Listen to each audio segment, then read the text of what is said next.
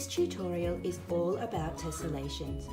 M.C Escher was really inspired by tessellations when he visited the Alhambra in Spain.